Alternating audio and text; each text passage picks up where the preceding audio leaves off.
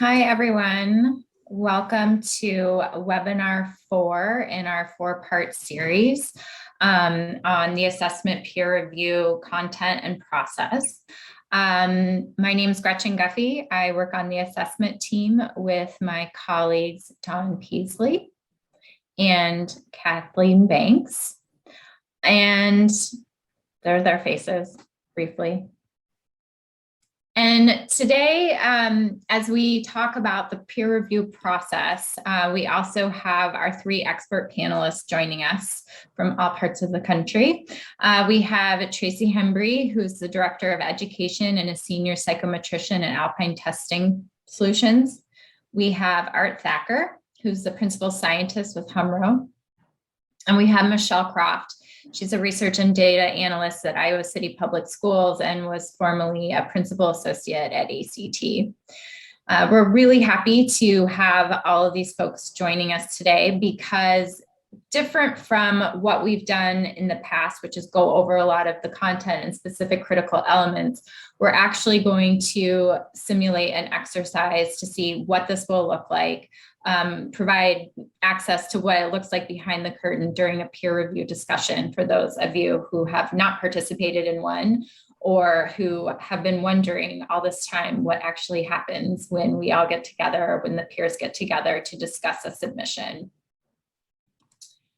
So as part of this, our agenda will be broken up into 2 parts. We'll have the peer review exercise, which we'll go over in just a moment.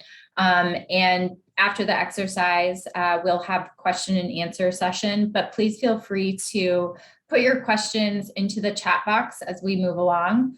I should also say, feel free to introduce yourselves in the chat box, who you are, where you're from, if you would like to do so. And then after the questions and answers, we're going to go into part 2 and we're going to talk through tips and tricks for submitting evidence. We did a little bit of this in the previous webinars, but this is going to be a little more thorough and go go theme by theme, where Tracy, Art, and Michelle are going to share some of their takeaways and advice for submitting evidence. So what is this exercise? So many of you are familiar with the peer review process and what it takes to submit evidence. But we wanted to really show how it's put together and then how it's deconstructed and reviewed by the peers. So those of you who were participants in the webinar, in the second webinar, we gave you an assignment, and if you chose to take on the assignment, you did this exercise, which is in front of you right now, where you reviewed the requirements for a critical element. In this case, it was critical element 5.4.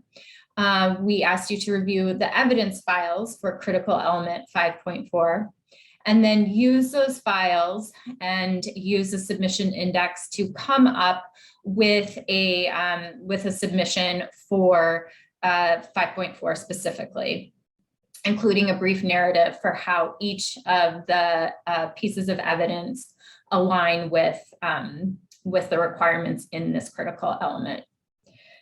Want to give a special shout out though first to the state of Maryland, who actually allowed us to use previous peer review evidence that they've actually submitted. We have altered the amount of evidence that was submitted, and the notes and the discussion that you're seeing is not necessarily similar to or different from. It's an original conversation that you're about to see between the 3 peers. So just want to make sure that that's clear, that we did alter some of the evidence, that the amount of evidence, but the evidence itself is authentic. And thank you to Maryland for providing that. Yeah, and the other thing, Gretchen, I just realized that I want to make clear is that these 3 peers were not the original peer review panel for the state of Maryland 5 years ago. So we just, truth in advertising. So right. So without further ado, pull back the curtain here and hand it over to Tracy to begin the conversation around the evidence for critical element 5.4.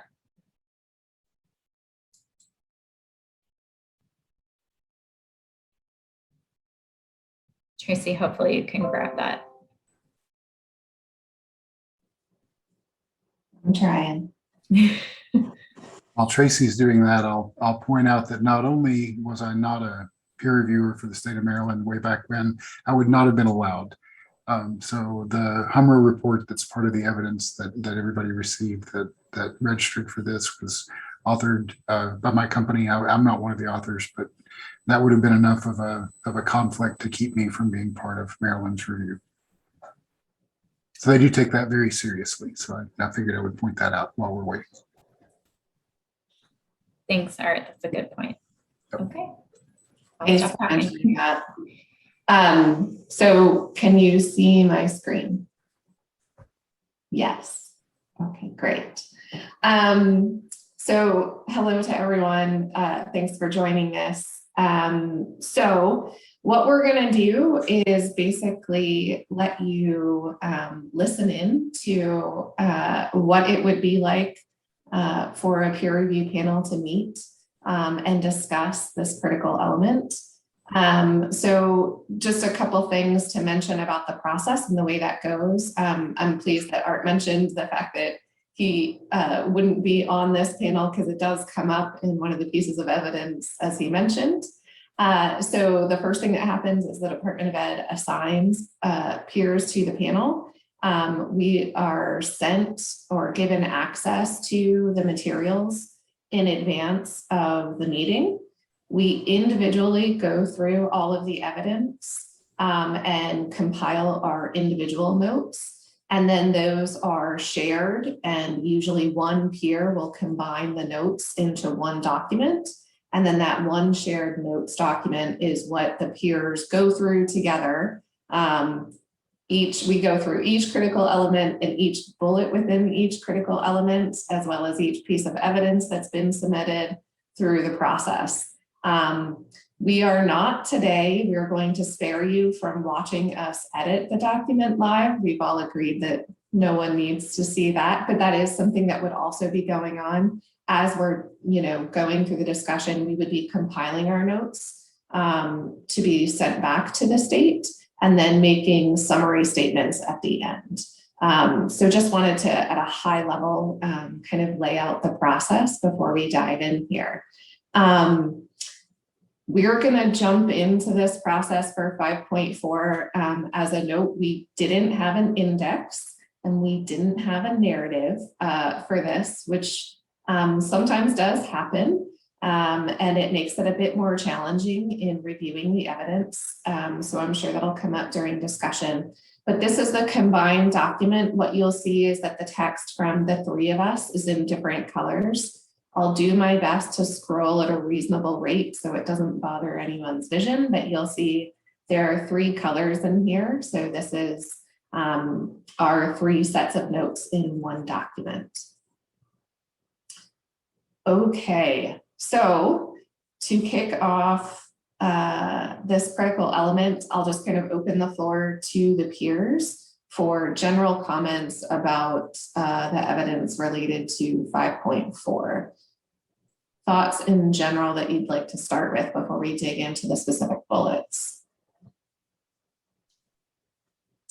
So I liked the fact that they gave information about their monitoring plan, and they gave us some of the rubrics that they used, but it seemed like then it just kind of stopped. So we got to see that they do something, but then we don't really know what they do with any of their information or how they target the schools. And so I think that was, so whenever I put together my notes, it was kind of describing their monitoring plan just generally. And then a lot of the further sub bullets kind of refer back to that theme of, well, we know you're doing something, but we don't quite know what you're doing or then what you're doing with that information.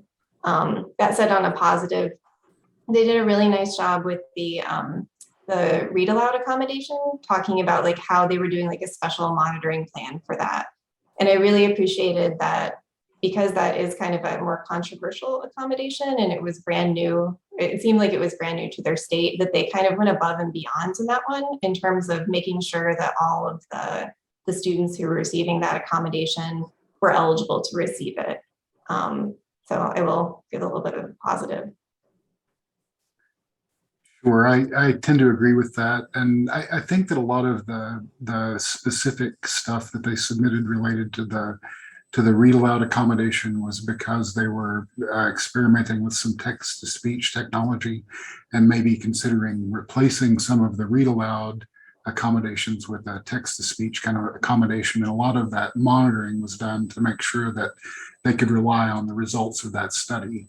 So, so in part, I think that, yeah, it was really good, but it may not be what they do sort of every year as part of regular monitoring. And that just wasn't as clear.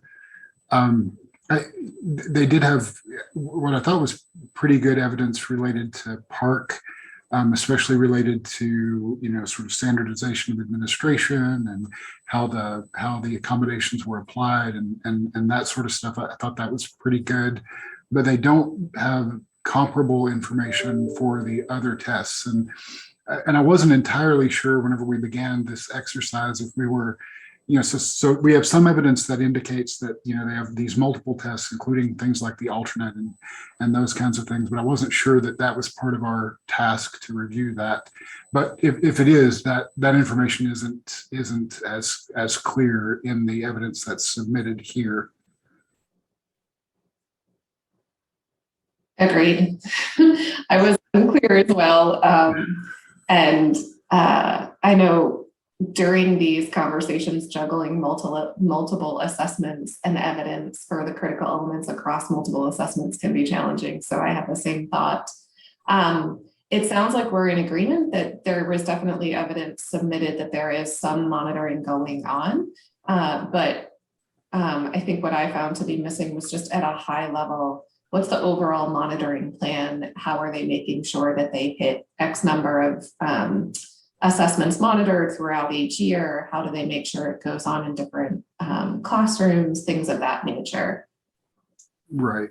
And typically states, whenever they do, you know, administration monitoring and that thing, they'll do a certain amount of sort of random, you know, going out and monitoring, and then they'll do some targeted monitoring based on data analysis. And we didn't see any of the kinds of data analysis sorts of things that you know, we typically see.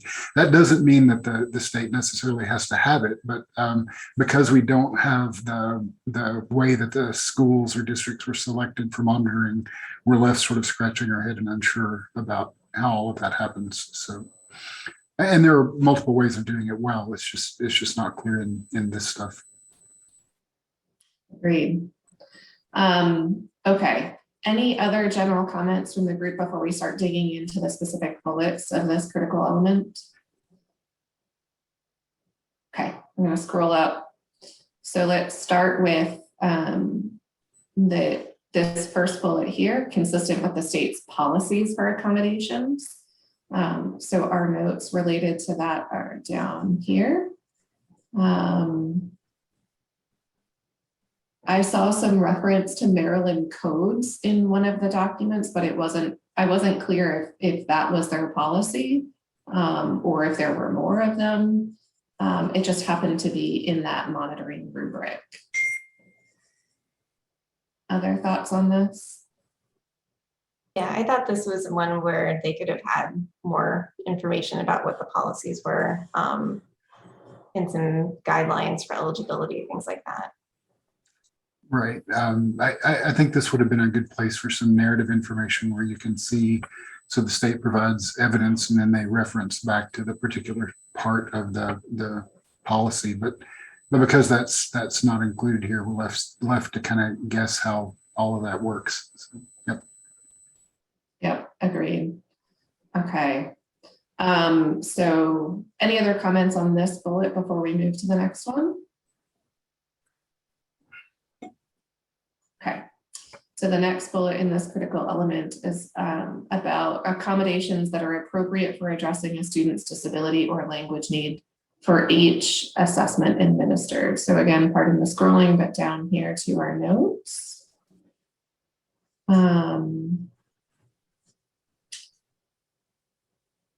I just made a note that in the observation form example that was included in the evidence that there was a section on appropriateness. But but not saying that that's sufficient. I just noted it was in there. Other thoughts? I think here, as Arda mentioned, it would have been helpful to have a narrative because it talked about looking at the student's IEP and accommodation summary sheet, but it wasn't clear if English language learners were included in that or not. So I wasn't sure if English learners have essentially like a Maryland version of an IEP and that would have been included, or if they would have had something else. And I think that that would have been important to meet that the language needs portion of that sub-bullet. And I do think that the state should be, sort of commended on, the fact that they do have their monitors do things like review the student's IEP so that they can get some indication at the state level that the IEP and the stuff that's in the IEP is being translated consistently from district to district and school to school whenever they assign accommodations. So yeah, it's in my experience, it's pretty rare that we see, the digging into the IEPs as part of monitoring. So I think they should be commended about that. But yeah, similarly, it was all about accommodations for the park assessments, and I didn't see anything about accommodations for the alternate or students, English learners. So, yep.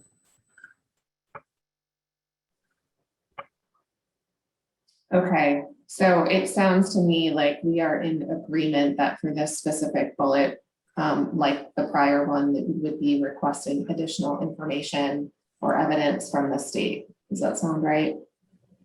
Yeah. Yes. Okay. I'm going to scroll back up to the portion of the critical elements so you can see the bullets again. Any other comments about appropriateness and evidence that we saw related to that?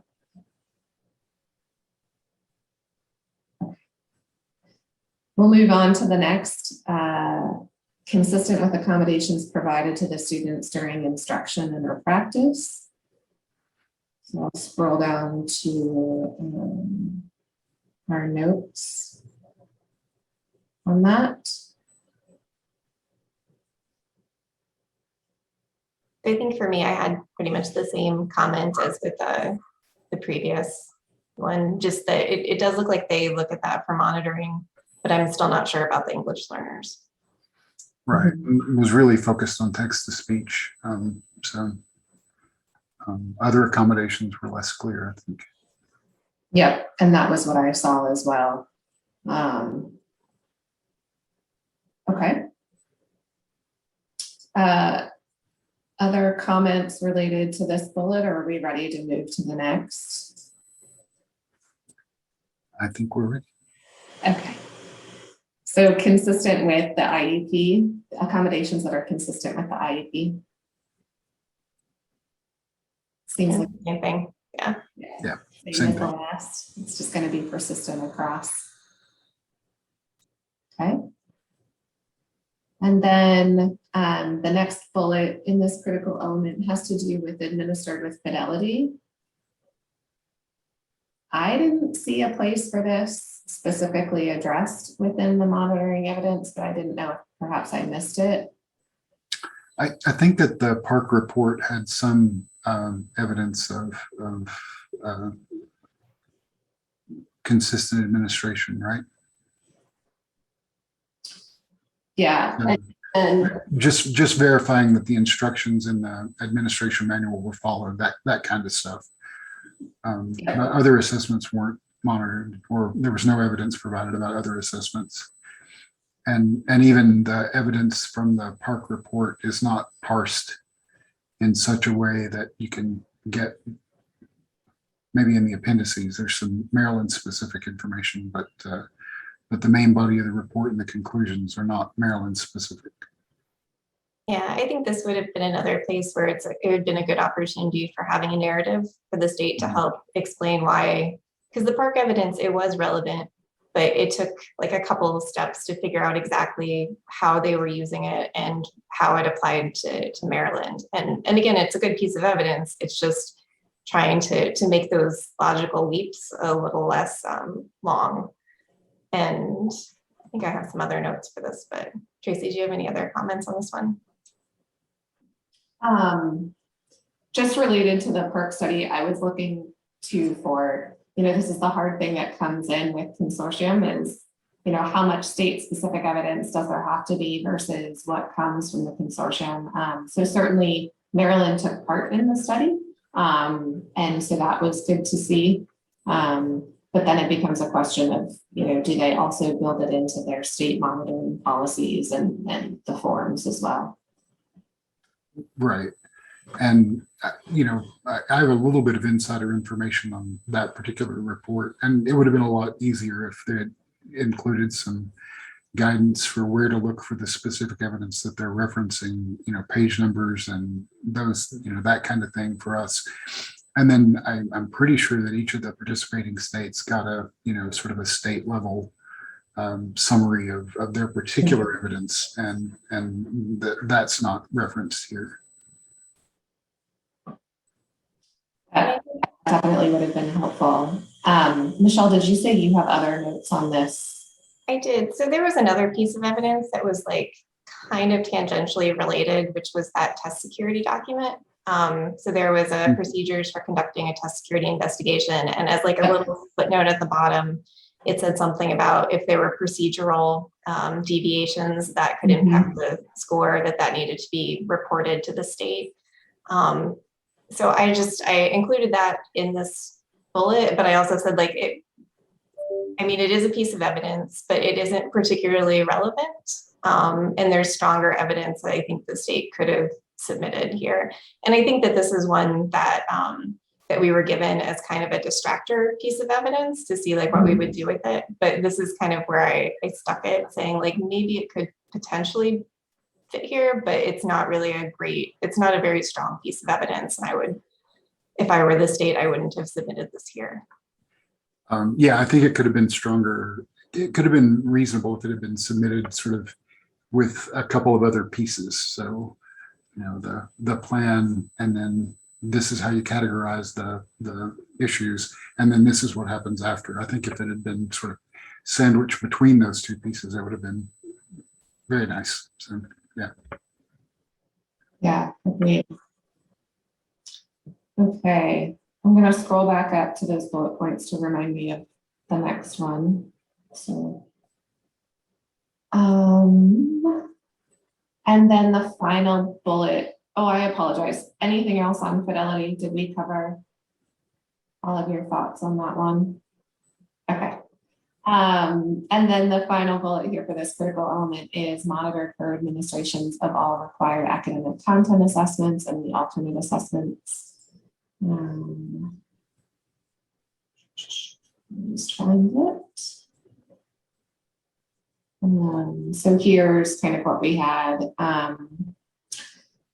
One of the things that I have seen other states submit in the past that I think helps to address this is I've seen them do a summary sheet of the monitoring occurrences and what the outcomes were and sometimes it's an Excel spreadsheet, and one of the variables will be what assessments were monitored during each of the occasions. So then you could see how many of them were across each of the different assessments, the span of grade levels, things like that. I didn't see anything like that in here. It's not to say they have to, but I think that's one way they could have addressed it. Yeah, and I had trouble, I think we've talked about this a little bit already, figuring out if this was just supposed to be a park submission. And perhaps later they would talk more about monitoring all assessments. And for this one, it seemed like they just addressed park. So I think Don had said in the chat box that this was just a park specific, but then that it does make it more challenging to try to evaluate this particular critical element, because if you're not submitting everything at once, then you automatically know that in the future you're going to have to submit. And that would be an opportunity, I think, for a state to say, just to very clearly state, we're just submitting this for park. In the future, we plan to submit X, Y, and Z to talk about how we'll expand this to our full testing program. Just so that way, I think in general, if you can be as upfront with the peers as possible, that helps us to, trust the submission a little bit more, and just to be able to I think, put everybody on the same page too. Agreed, very much so. Yeah.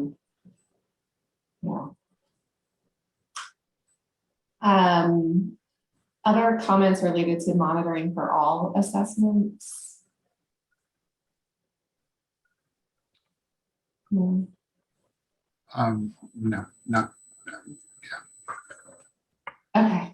And then just some miscellaneous comments and summary here. Art, I mentioned as well, and I just kept mine in the center column with the list of evidence that there were some things that I found to be unrelated to the specific critical element.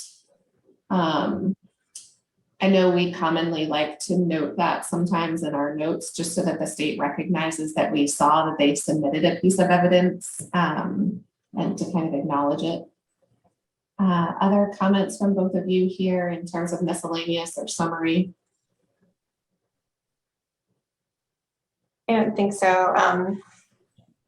Yeah, so they had submitted a achievement standards code, and it was irrelevant to this part of the submission, but probably for other critical elements. Yeah. And then the summary statement, I just like to write those for myself so I can remember it at the end, all of the different pieces, because there are a lot of bullets to a lot of these, and at least for me, it helps to just kind of remember the big picture, the overall. Yeah, agreed. Okay, so as I mentioned at the start of this, we would normally be editing on screen the notes to kind of pull together our individual notes into one joint set of notes that would then go to the department and then eventually back to states. And then we would conclude each critical element by coming to consensus about this summary statement about whether or not the state is required to submit additional evidence or not. I think it's fair to say, based on how this conversation has gone, that we would check the box that said additional evidence is needed. And then a lot of the panels that I've been on try to stick as much as possible in this summary statement to the verbiage within the critical element. So we would repeat down here which specific aspects of the critical element we felt required more evidence, with the notes section here in this right-hand column providing additional detail back to the state to kind of give them the insight from the panel about what led to that decision. Just pause there to see, Art and Michelle, is that typically how you do it as well? Yeah, that is. And if I'm in the same, when I've served as the lead peer reviewer, I've often done sort of a summary thing to get us started, like Michelle did here. And I think this is it's a good start. And then the panels that I've been on will sort of take something like that as a starting point and wordsmith it to make sure that it's consistent with the bullets in the document here, and that what we ask in terms of additional evidence is clear. Okay. So with regards to this activity and the feedback on the specific evidence for this critical element that we reviewed, any other comments or thoughts from Michelle and Art? Okay.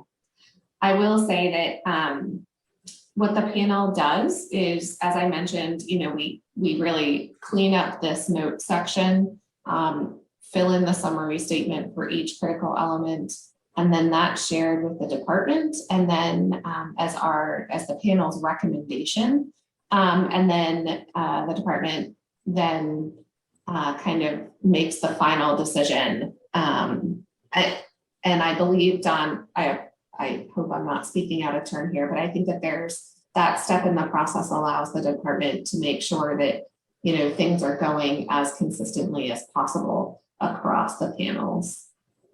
So that is, after the peer review is done, it then does go through the department before it comes back to. With that, I just thought it might be helpful for the three of us with regards to this specific activity, to share some just high level tips and tricks as it relates to the activity that we did before we jump into the slides. So, and I'm happy to start. So I would just say that I think this, for anyone who went through the evidence and completed the activity to put together an index and a narrative, hopefully that gave you some understanding of, you know, for the three of us sitting here trying to dig through the evidence and trying to connect the dots, it's definitely challenging. So those index documents and those narratives are a key piece of what's submitted. And so, you know, it's a ton of work to put together these materials from your state.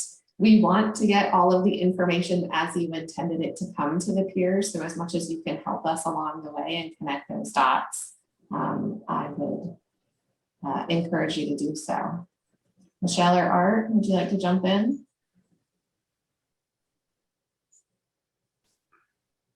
Sure. In the document that we were just looking at, Michelle included notes after each one of the submitted documents from the state. And I did the same thing, but I didn't put my notes in the document because they were just essentially duplicates. But those notes for me are sort of, just a quick summary of what's included there that's relevant to this particular critical element. And then in a lot of cases, what is not. And I think that, just like Tracy said, if you create that narrative, it helps you sort of figure out if there are things that are not relevant. So if you say that, this looks like a thing that should be in this critical element as evidence, but then you go to that thing and you can't point to a passage or a page number or something that has specific relevant evidence, and maybe it doesn't belong there, even though the title might suggest that it should. So there are usually several documents that are kind of like that in the submissions that I've reviewed. To the extent that you can help us out by making sure that things are sort of clear and are directly related to the critical element, that just makes it a lot easier. And the big documents like that big book report are really challenging to read every word of, especially whenever you're reading every word of it, searching for, maybe a chapter or a few pages that are relevant to the critical element. And I worry sometimes if there's not that thing that I might read through it and maybe miss something that I should have, highlighted or paid particular attention to. And the only thing I'd add is that one of the things you can see that we had done is to kind of have subheadings that match the different bullets.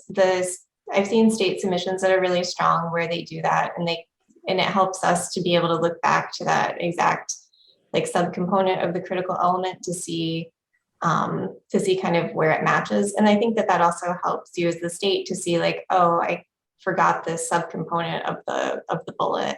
But I think it's just a nice way to organize the evidence for the peers so we can make sure that everything that you think goes to that critical element, that we notice that. But also I think it's helpful in structuring the document for yourself to make it easier to kind of find evidence that you may have omitted. Yeah, and I'll add to what Michelle said. I have been on panels where we actually space out the critical element so that we can line up straight across with each bullet, which evidence goes with it in that center column, and then our notes that respond to that so that you can see it real clearly.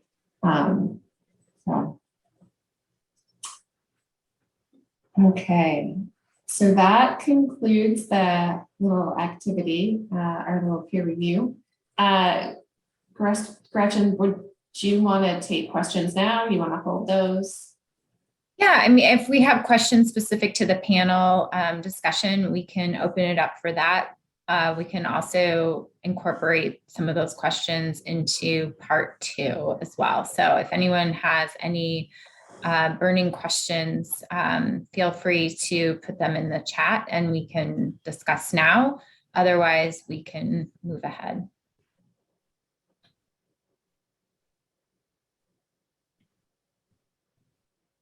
Okay. Oh, and I don't think we've opened mics for anyone. So if you're trying to ask a question and you can't get off mute, please type your question into the chat box.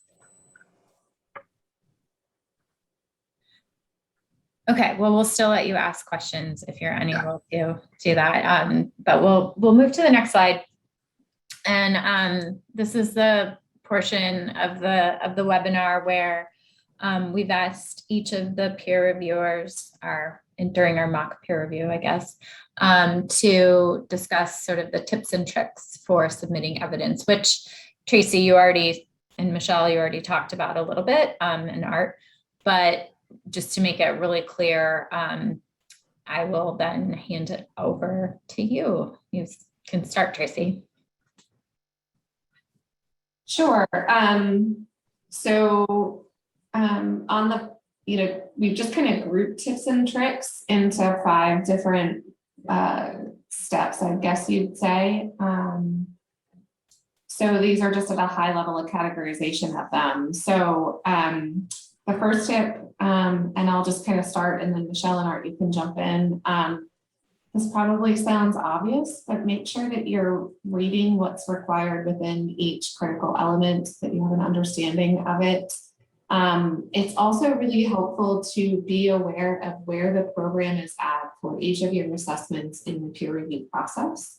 If it's a new assessment submission, then you're addressing all of them. That's pretty straightforward. If it's a resubmission, you want to be tracking, which critical elements, and it may be which sub-bullets within a critical element still require evidence from you, and just kind of get yourself organized from the start to understand what it is that's being asked of you.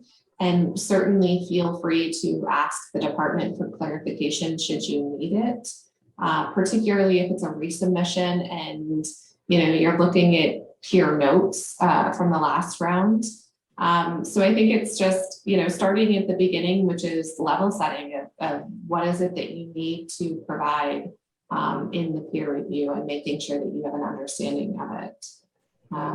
Michelle and Art, other comments related to this one? Yeah, I'll just empathize. I know sometimes it can be really complicated. So especially if you're in a consortia trying to figure out and it's a resubmission, and maybe you're in multiple consortia, so you have the consortia evidence plus your state evidence for multiple assessments. I know that can be really kind of confusing and overwhelming sometimes. Some states I've seen that have been kind of successful in this have had different indexes for their different assessments. And that seems to help to kind of clarify where they are in the process.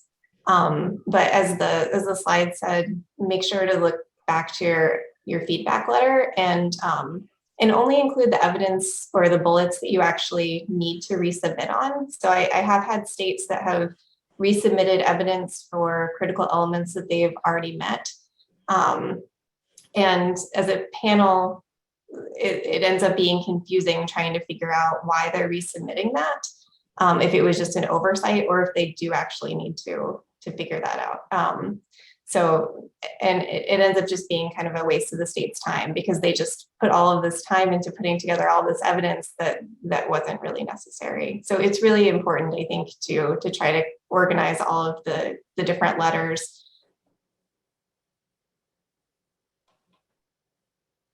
state and the panel what you actually.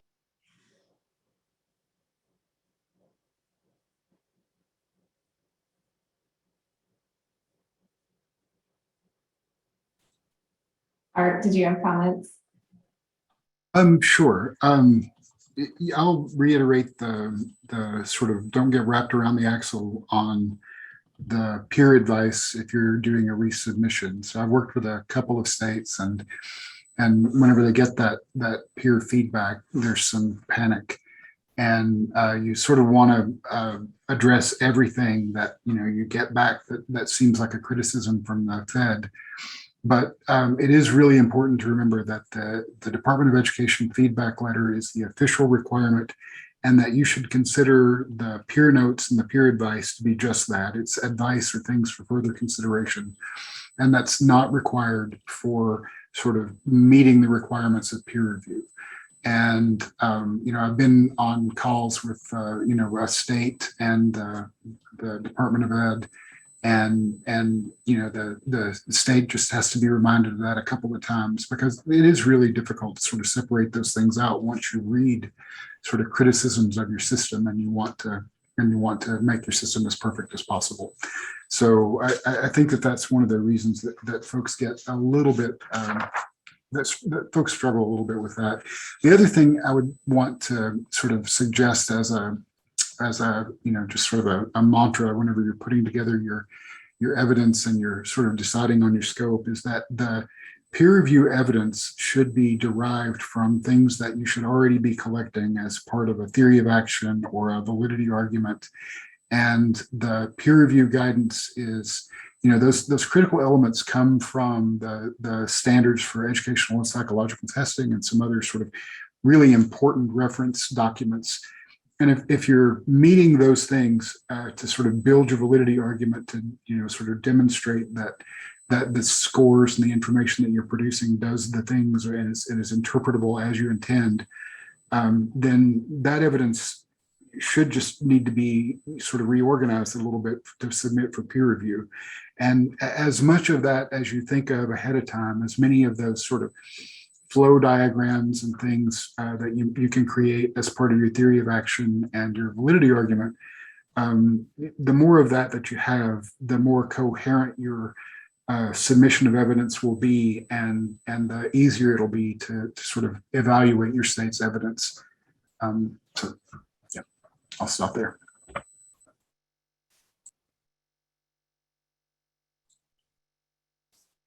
Are there any questions specific to this slide from participants? If not, we'll move on to the next slide. Second tip is to triage needs for evidence. So, Tracy, do you want to kick this off, or do you want Michelle to start this one? Sure, Michelle can start. That works. Or we'll start with the next one. Sure. So one of our tips is to, so it says triage the needs for evidence. And part of this is trying to develop like a coherent plan for your evidence, because so much of the evidence builds off of previous critical elements. But also trying to see what evidence, as Art has just talked about, like what evidence do you have on hand? And then what evidence do you still need to get? And so that, I think that this tip really helps to inform kind of the next couple tips on the planning and seeking help too.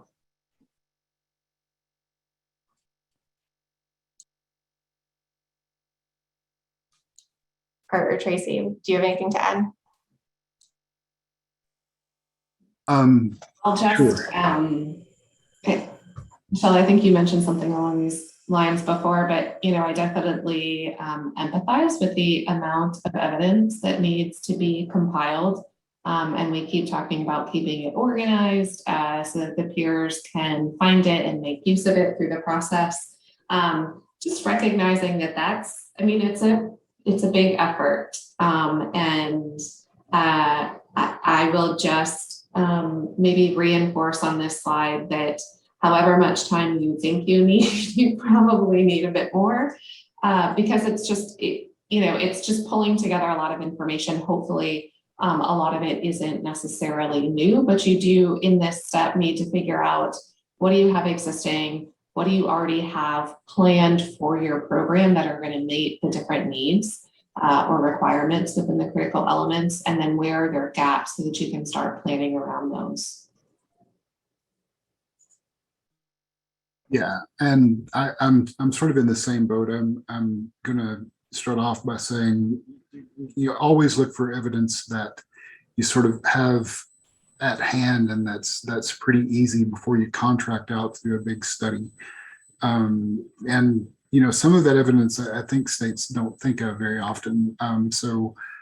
Things like evidence collected by districts and just grades and things like that can be used as part of your validity evidence for some of the critical elements, if you can relate those things back to state test scores. So things like that, I think just do a pretty thorough and pretty broad look at the evidence that you've got at hand and the data sources you've got at hand, and think about the way that you might, link those things up. The other thing is, whenever you're thinking about your needs for evidence, I think it's important to be really proactive. Whenever you think about what you need, and define what you need as much as possible before you start the process of procurement and sort of building out studies to generate that evidence. Things like, if you're going to do an alignment study, know your categories before you even sort of write the RFP, so that there are no surprises at the end, and you don't have weird mismatches between the way that your vendor interprets something and the way that you interpret something. And if you're requiring someone to use data sets, those things can be specified ahead of time, and you can sort of make sure that you don't, like I said, wind up with any surprises. And having no surprises will, it'll help you with your triage, and it'll also help you with your timeline, if you don't have to go back and correct or redo things. So the more of that you can do ahead of time, the better.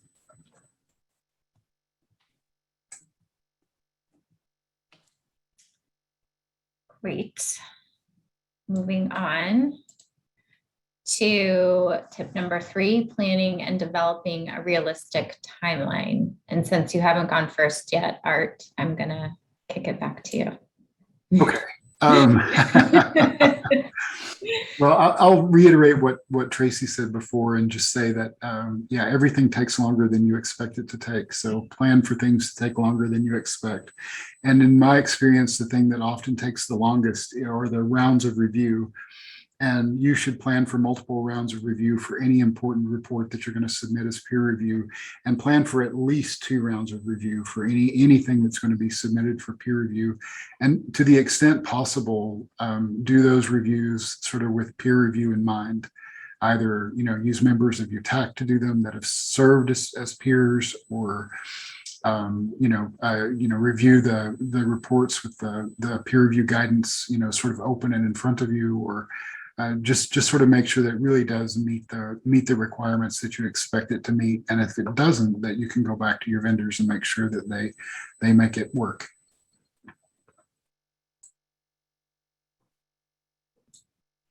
And I'll just add to what Art had said about trying to make sure that there's enough time for review. I think, especially for those of you that are working with vendors, try to make sure that whenever they provide you with any kind of documentation, that there's enough time for you to review it, ask questions, especially because sometimes we'll see evidence that is like an Excel file of data without any kind of context. And it's just submitted by itself. And I think in those cases, it may have been like the state just got that data and they don't necessarily know what's in it either. And so they're just submitting and hoping that that will fulfill the requirement. But if there's time for that back and forth, then you can go back and say, hey, we got this Excel workbook. We don't really know what to do with it. Could you help us put together some language? Or better yet, could you put together a summary document that explains what's in that file? And the same goes for like technical reports, where the end is just like 40 pages of some kind of like IRT pictures, like having some kind of context and narrative from that the vendor has put together, or that you've had time to send to your vendor to say, hey, is this right, would be really helpful for the peers. I'll just build on what Michelle has said, obviously you're going to be pulling materials from different sources. Your vendor, or if your TAC is providing input, you're part of a consortium, You're going to have materials coming from different places. I do think that it is helpful and would advise a state to the best of your ability to be reviewing all of those materials, because ultimately you're responsible for making sure that you've, addressed each aspect of the critical elements, and, that you have an understanding of what's coming out. And then that also allows for you to think about, do I need to add something to my narrative to provide the relevant context as part of the peer review process for these documents? And then I was going to say something else around timing, and of course I forgot. Oh, I know what it was. If there was something you were planning to submit and you run out of time, and there is something that will be finished after you submit your peer review evidence, I think it is better, in my personal opinion, to directly address that, to say, we're working on this. We had planned to have it be part of this evidence. It got delayed, or whatever the case may be. And this is when we expect it now, because then at least the peers can say, oh, you're working on this. And we're still obviously going to say, we expect to see the evidence when it's available, but at least you're being upfront about, you are addressing it. It isn't that you missed it and we should be looking for other evidence within the submission.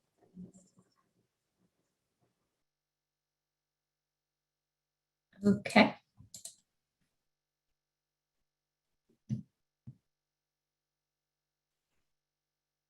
Is this one back to me, Gretchen? Sure. Go for it, Tracy. Sure. So this is just a list of resources that you can lean upon as appropriate to support you as you're going through this. They may not all be applicable to you, or only be relevant for specific aspects of your submission. I would highlight here that the ed staff are available. As it says, don't assume. If any of the commentary or the feedback that you received is unclear, reach out to get clarification as needed. Certainly you have your contracted vendors. If you can build in, or as much as you can be clear in your contract and procurement process, that you're seeking support for peer review from your vendors, I think that that's helpful, just to set expectations early on about who's doing what. Certainly going to your technical advisory committee, and either they may be willing to review documents or say, yes, we think that this is going to be appropriate and sufficient to meet the critical element. Or if you need to have an additional study done, perhaps your TAC can point you to vendors that have a lot of experience in that specific realm of measurement. So they're a great resource as well. And then listed on here are other assessment offices. So states are doing this all the time, and so as a peer group, I think sharing experiences and feedback about what you've learned along the way can also be a great resource as you're preparing materials. So I'll pause there and see if Michelle and Art have other comments to add. Sure. So in my experience at ACT, especially because we had states that were using the same assessment across states, but they weren't necessarily in a consortium, I think looking at what other states were doing was really, really helpful. Because often if one state was having an issue, probably somebody else was too. So especially for those of you that are in consortia, just to look to what your other peers are doing, I think is really useful. And then I'll also just highlight that first bullet, that internal help. So some of the strongest submissions that I've seen are ones where they have worked really closely with, especially like the special education office. And you can really tell the submissions that have worked closely with them in like the critical elements, like the 5.1 through 5.5 or 5.4. And just like their viewpoint and expertise really comes through with those submissions. That said, and I think that this will also kind of touch upon the next one, just make sure whenever you are partnering with them that you also kind of look over what they're doing, just to make sure that everything is kind of consistent.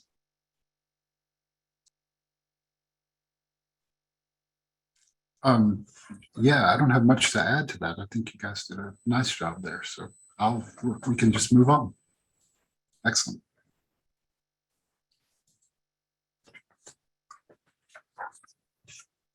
So I think tip 4 or 5 or 6, I can't remember now, maybe it's 5, but reviewing the evidence prior to submission. I feel like the 3 of you have probably touched on this, but is there anyone who wants to call out anything specific that's on this slide or reiterate a point or provide an example? I'll jump in and it may not be an example exactly, but one of the things that we often find whenever we do a peer review is that a state will submit evidence, and the evidence will be a report or something that points out a specific weakness or a part of the evidence that is sort of not strong enough to underpin the things that the state wants to do. And the state will submit that, and they'll, and it is indeed evidence of the critical element, but it's an evidence that the state, is not meeting that critical element in the way that they expect to. And that is insufficient all by itself. One of the things that whenever you're reviewing your evidence and getting ready to submit is to go through the reports that you're going to submit, look for the recommendations and the conclusions that show that there are weaknesses in your system, and then just create a really short, maybe bulleted list or a quick page that says, this report found these things and made these recommendations, and this is how we're going to address each of the recommendations. If we are, the state may have a very clear rationale why they're not going to address a recommendation, and that just needs to be included. But if there's a weakness or a problem, then the state, can, quickly say we're going to do X to address that problem. So say you've got a problem with your alignment study, and you might say something like, we're going to address that through item development, and it'll take 2 cycles to make those adjustments. So it'll be, we'll have fully addressed that issue in, X year for X test administration. That kind of thing makes your evidence, so it goes from being negative evidence to being negative evidence with a plan, and that can go a long way toward moving you forward. I'll add, I think this is like the 3rd bullet in the slide, to make clear that the evidence that you're using relates to a critical element. And if it doesn't relate, then don't include it. So I think just if with every piece of evidence, kind of having a rationale as to why you're including it. And if you can't really clearly articulate that rationale, then I think you kind of pause and try to figure out, is this really a strong piece of evidence or not? Because we're not looking for all of the evidence that you have, because I'm sure that you have a whole bunch more that you could submit. Instead, we're really looking for your best evidence. So if you can't clearly articulate that link, then I would err on the side of omitting it.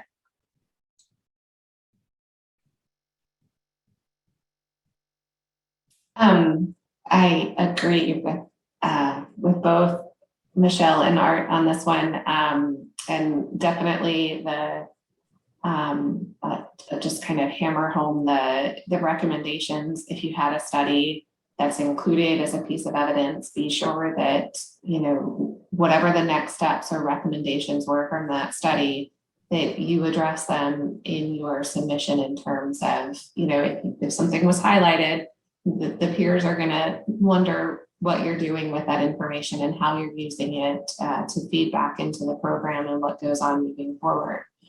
And then the other thing that I'll push for, fully appreciating and recognizing that this is not feasible for everyone in all submissions, but I would recommend, if you can, have someone who is outside the assessment program review your evidence, review your index, to kind of check through all of these questions here, to kind of catch it before you submit, to make the submission as clear, as inclusive, you're not inadvertently leaving anything out as possible. to save yourself potentially from going through another submission cycle. So if you have the time and can build it in to have, someone independent review all of the materials and just kind of double check for you. Are you checking the boxes? Is it clear? Have you missed any of the requirements within any of the critical elements? I think that it could be really beneficial in the long run for you. I agree with that. And while we're talking about making sure things are really clear, I'll put in a plug for the structure of your really lengthy and meaty reports. Lengthy, meaty reports, especially those that are based on IRT and sort of the stuff that psychometricians get really excited about. Not everybody gets as excited about that. So I'm going to suggest that maybe when you generate your reports, if it's possible and makes sense, if you can generate sort of a pretty comprehensive, maybe executive summary, something in the 4 to 5 pages kind of realm that sort of hits the highlights and the major conclusions from the report, then a lot of the peers will look at that and sort of determine that that's your evidence and rely on the more psychometrically minded to sort of dig in where it's necessary to look at the charts and tables and things that are in those appendices, and that will go a long way toward making things easier for your peers and sort of really allowing them to focus their particular expertise and give you the best feedback they can. Great. And with that, we have one more opportunity for folks listening to make any final questions or ask any final questions. See some good comments in the chat box. Also, Dawn or Kathy, if either of you have anything that you would like to add, please feel free to do that. Thanks, Gretchen. I just wanted to review a couple of questions that kind of came in during the panelist discussion. One was from Kara, and she was essentially asking if there's a regulatory or statutory citation for every bullet in our critical elements. And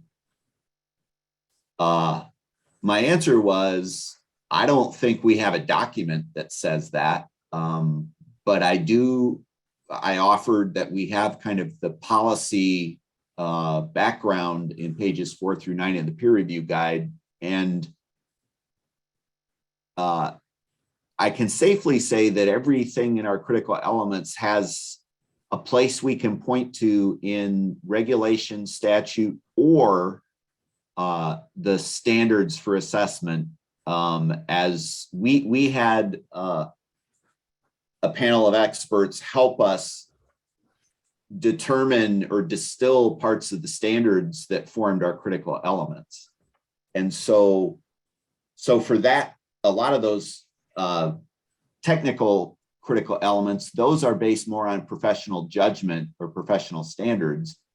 But there's a lot of the critical elements that don't come maybe directly word for word out of statute, but very nearly, or it's the essence of what's is in the statute is in those critical elements. So, but then Kara followed up, we may be following up for a given critical element, and we can point to something, which makes sense because the critical elements are long and we probably don't want to do that here. And then Matt had a question just talking about how do states know what their schedule is for peer review? And the short answer is just contact us. Every state is in a different place. They're turning over or changing their assessment programs at different rates, and that changes then the peer review schedule.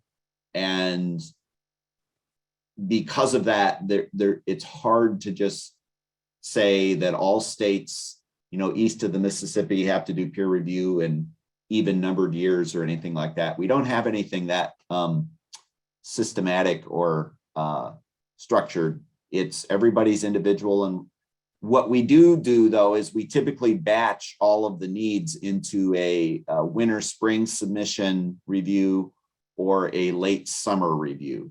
Our capacity is such we can do about 2 rounds of review every year. So and then Kara was mentioning that in her state, which I think is Washington, in Washington, how they are trying to embed the peer review requirements in their daily work and planning, which warms my heart, because that is what I think the department really hopes to happen. And it is building on Art's comment that evidence that points out a deficiency, that's going to happen in large scale assessment programs of size and complexity. The point of peer review, I think, and the point of the exercise is what is the state plan to do to address the deficiency or the opportunity for improvement. And that's really what I think the system is intended to do, that it's an evolving system that's getting better every year. So I think that's just a quick summary of the questions we've had so far.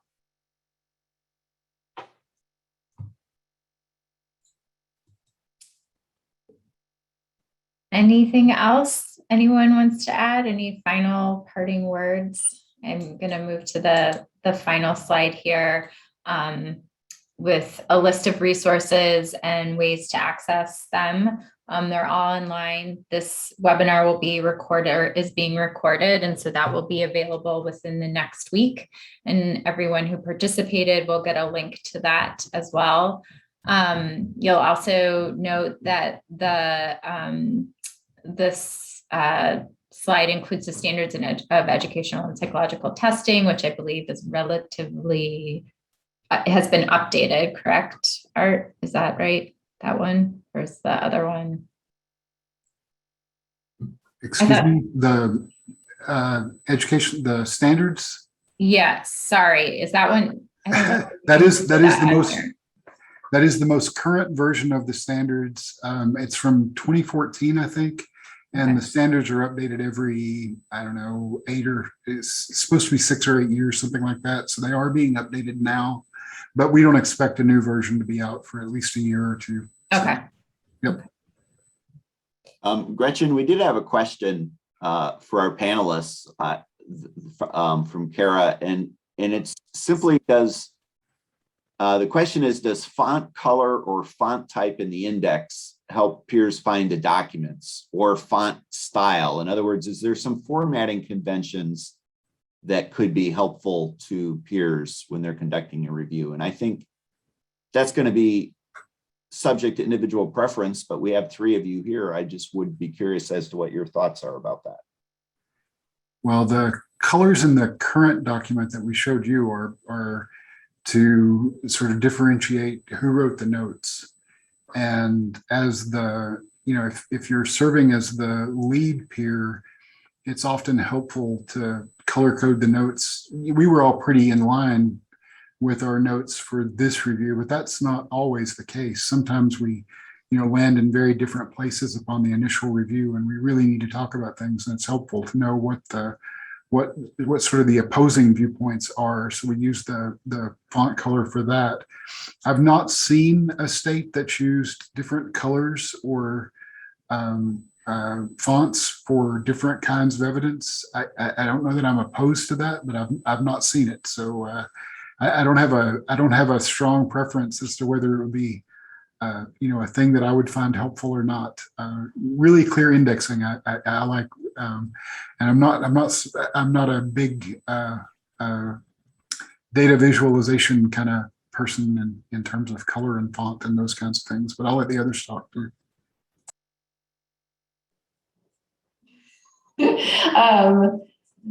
So I have not seen color coding used, like Art mentioned, but I'm trying to think of different cases where I could see it being helpful. I have been part of panels that were reviewing resubmissions across multiple assessments from one state.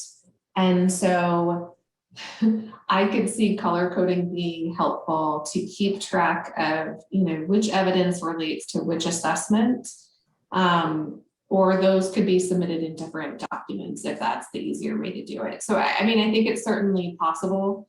I haven't seen it done, but just I think more than font or color, it's more about just some kind of organizational structure, both as you're pulling it together to keep it organized, and then for us doing the peer review to be able to clearly follow. So Yeah, I'm gonna go back on what I just said and say that if it's a resubmission and you submit an updated document that, we had seen before, and now it's got new evidence or new stuff in it, maybe color coding what's new would be helpful. Just to sort of help us hone in on what the state's done to, sort of respond. But again, I haven't seen that done exactly either. So. Yeah, and I'll echo what Art and Tracy said. I haven't seen anyone use font color. I would say if you are going to use that, just make sure that it's accessible. So if someone is colorblind, that they would be able to see the difference. But otherwise, I think formatting is really where you get more value. So as Tracy said, sometimes states will put the evidence kind of next to their narrative. And I think kind of having that structure, or clearly having a label for like this evidence goes with this particular assessment, is probably more valuable. I'm gonna, I think, pose a tangential question, I think, but it's one that I've gotten many times before, and we don't have a rule about it. So I'm gonna ask some peers what they prefer. And that is when a state's doing a pretty complex submission. So let's say they have one new assessment and then a different assessment that is a resubmission. Is it preferred that the state prepare an individual index for each of those assessments, or that they have a combined index?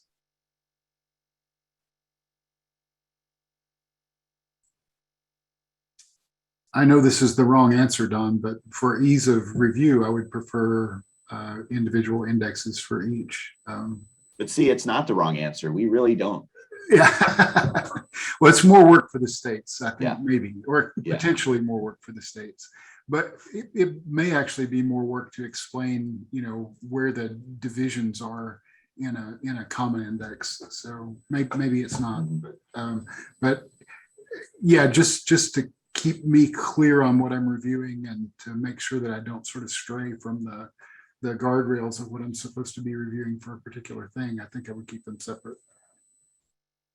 I agree with Art. I think kind of a hybrid approach could also work though, where you have your whatever the biggest one is, and have if there's common evidence, then include that all into the one, and maybe point from the small, like the resubmission, like see, our test security overview on this one submission. I think that could potentially be another approach, but generally having the different submissions when there are, or the different indexes when there's different submissions, I found to be more helpful, because otherwise it gets really unwieldy in trying to figure out exactly what you're trying to respond to.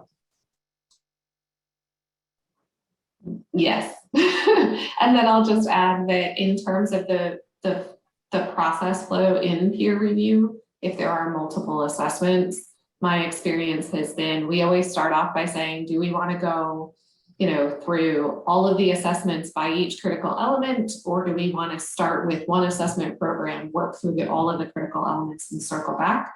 And my experience has been that the groups that I've been a part of have always want to start with one assessment, go through all of the related evidence for that related to that specific assessment, then move on to the next assessment and go through.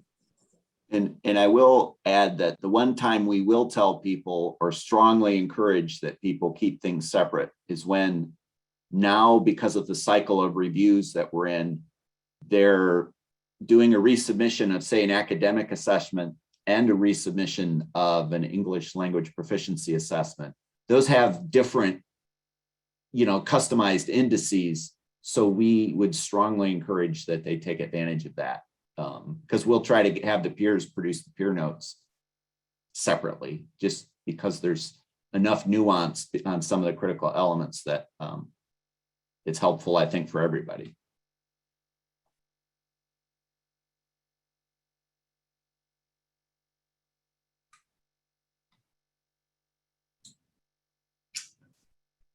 Okay. Well, if there are no final questions or parting words, I want to thank everyone for participating, especially Art and Michelle and Tracy. I know that this can kind of feel tedious, but I think it's important to sort of show an example of how it actually works. And hopefully for those participating, this was a glimpse into what happens and how the information is analyzed and really thought through carefully in order to make a final sort of recommendation in the end. Last slide, and I already mentioned this, was you will get a survey. So please complete it and let us know if this was helpful or what you would find more helpful. We really appreciate all of your feedback, and again, appreciate your time, and hope you have a great rest of the week.